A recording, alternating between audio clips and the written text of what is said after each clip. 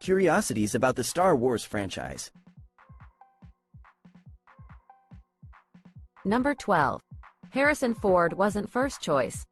Harrison Ford's most iconic role is arguably as Han Solo in the Star Wars franchise.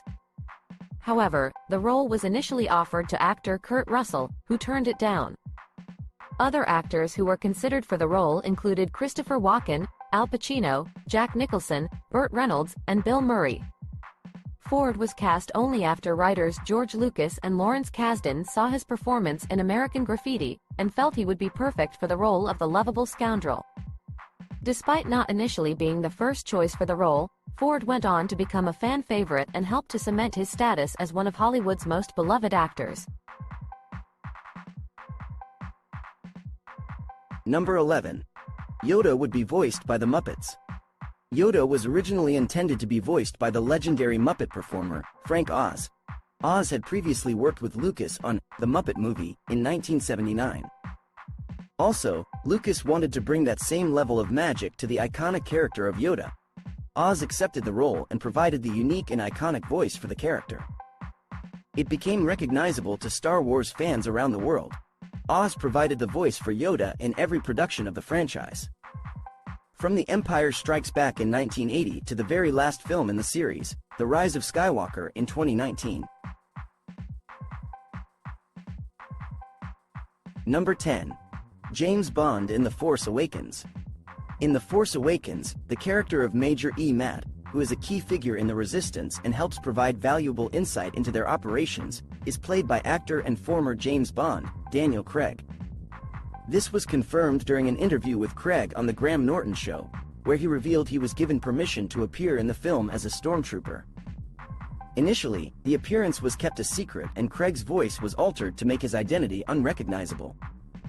This came as a pleasant surprise for many fans of both franchises, and it is still one of the most iconic cameos in the Star Wars franchise. Number 9. Original title wasn't Star Wars. In the early stages of production, Star Wars was originally titled Adventures of the Starkiller, Episode I, The Star Wars. Creator George Lucas described this title as grand and romantic, which contained no hint of the technology that was to play such a crucial role in the nature of the film. Lucas also came up with a few other titles, including The Star Wars, From the Adventures of Luke Starkiller, and Jedi Knight. Eventually, Lucas decided to name the movie simply Star Wars, a title that ended up having a major impact on the franchise. Number 8. George Lucas' ex-wife suggestions. George Lucas's ex-wife, Marcia Lucas, was a key figure in the Star Wars franchise. She was the editor for the original Star Wars movie and was responsible for much of the creative decisions that made the franchise successful. She suggested creative ideas like changes to the dialogue, re-editing of scenes, and added many of the key touches that made the movie so popular. Marcia Lucas also had a hand in the development of the Star Wars universe, with her ideas influencing the overall look and feel of the franchise. After the success of the original movie, Marcia Lucas continued to work on the various sequels and spin-offs and is credited with helping to shape the franchise into what it is today. Number 7. R2-D2 was controlled from within. R2-D2, the beloved droid in the Star Wars franchise, was actually operated from within by one or two actors, depending on the scene. The actors would stand inside of the droid and manipulate its arms and legs while looking out of a small viewing screen in its head. This allowed the droid to appear more realistic and dynamic on screen. The actors that operated R2-D2 were Kenny Baker and Tony Dyson. Kenny Baker was the primary operator, appearing in all of the Star Wars films of the original trilogy. Tony Dyson, the owner of the White Horse Toy Company, was also featured in some of the films. Number 6. Industrial Light and Magic creation. Industrial Light and Magic, ILM, is a visual effects production company founded in 1975 by George Lucas. The company's work has been featured in all the Star Wars films, as well as many other major films, including the Indiana Jones franchise, Jurassic Park, and the Harry Potter films. The company's work has become renowned for its innovation and creativity in creating some of the most iconic effects in the history of cinema. ILM continues to push the boundaries of digital technology, creating amazing effects for films that set the bar for the industry. For example, ILM was responsible for creating the lifelike character of Gollum from The Lord of the Rings, as well as the realistic appearance of the dinosaurs in Jurassic Park. They have also created a variety of other stunning effects that have become ingrained in the public consciousness, from the groundbreaking use of computer-generated imagery in Terminator 2 to the incredible space battles in the Star Wars films. ILM's achievement in this field is truly remarkable, making it one of the most influential visual effects companies of all time. Number 5. Return of the Jedi had many titles. Return of the Jedi was originally titled Revenge of the Jedi when it was announced in 1981. However, Revenge was later dropped due to its association with the dark side of the Force. After the title change was announced, the movie was referred to in the media as Return of the Jedi, even though the official title was still Revenge of the Jedi. It wasn't until the fall of 1982 that the movie was renamed to Return of the Jedi. Additionally, Return of the Jedi has been referred to by other titles, such as Star Wars Episode V, Return of the Jedi, and Star Wars V, Return of the Jedi. Number 4. Spielberg would direct it.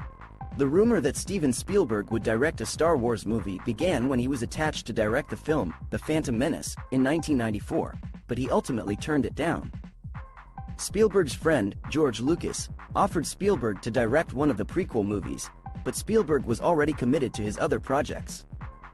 Spielberg has gone on record saying he would direct a Star Wars movie in a heartbeat, given the right circumstances. Number 3. Higher sets because of Neeson. The filming of Star Wars: The Phantom Menace was more expensive than other Star Wars films because of Liam Neeson's salary. Neeson, who played Qui-Gon Jinn in the film, was reportedly one of the highest-paid actors in the franchise, receiving a reported $10 million for his role. In addition, the production team had to build sets that were much larger and more elaborate than the sets for any other Star Wars movies due to Neeson's size. The sets had to be large enough to accommodate Neeson and his long legs, which necessitated the creation of higher ceilings and wider doorways. Number 2. Purple lightsaber. A purple lightsaber is a rare type of lightsaber typically wielded by Force users who are attuned to the power of the dark side. It is believed that purple lightsabers are formed when a Force user combines the blue and red lightsabers of the traditional Jedi and Sith lightsabers, respectively. During the prequel trilogy of Star Wars movies, the Sith Lord Darth Maul is seen using a double-bladed purple lightsaber in combat. Other characters in the Star Wars universe known to wield purple lightsabers include Ahsoka Tano and Mace Windu. It is unknown whether the purple lightsaber is more powerful than the traditional red and blue lightsabers, but it is certainly more menacing. Number 1. Mark Hamill lost 50 pounds. Mark Hamill, the actor who plays Luke Skywalker, unexpectedly ended up losing 50 pounds during the filming of Star Wars Episode V. Hamill originally gained 30 pounds to portray an older Luke Skywalker, but the rigorous training and diet he underwent to get into shape for the role caused him to lose an additional 20 pounds. Hamill reportedly followed a strict diet of fish, vegetables, and no sugar or carbohydrates. He also trained with a sword fighting instructor and a personal trainer. The 50-pound weight loss was quite a shock for Hamill, who hadn't expected to lose such a radical amount of weight, but he embraced the change and said that he felt fantastic as a result of his newfound fitness. Hi everyone! Thanks for joining us for this episode of Curiosities Around the World. We hope you enjoyed learning about the many curiosities of the Star Wars franchise. If you liked this episode, be sure to hit that like button and subscribe for more content like this. Until next time, may the Force be with you.